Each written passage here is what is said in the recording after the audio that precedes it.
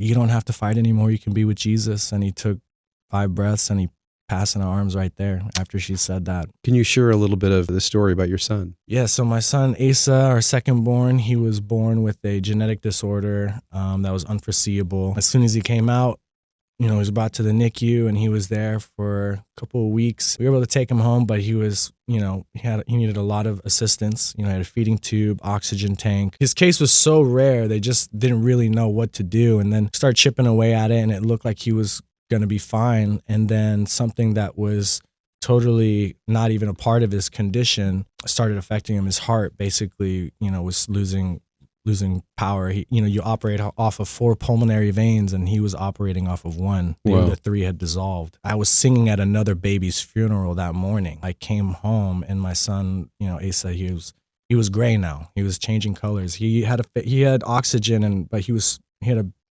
a bigger face mask on, and so I was like, whoa, his oxygen levels are really low. And so we had this feeling like it was close to that time. And my wife, we took him in our arms and we just prayed over him and we said, you don't have to fight anymore. You can be with Jesus. And he took 5 breaths and he passed in our arms right there after she said that. It was a beautiful moment, a very hard, painful moment. I think God really gave us a blessing being able to just say our goodbyes like that. Your new song, Better Days, I would imagine is an anthem that comes out of that season that you and Cassie went through with Asa. All my experiences, they all kind of bleed into my songs, in one way or another. Better Days for sure. It's been a hard road. I think just trying to, especially with everything that's happening. And my son passed. I signed a record deal a month later, and then thrown into this circus. You guys know how it is out here, that's Nashville. true. And it's been a blessing and an honor to be able to sing worship songs and write songs for the body, of Christ. Yeah. And,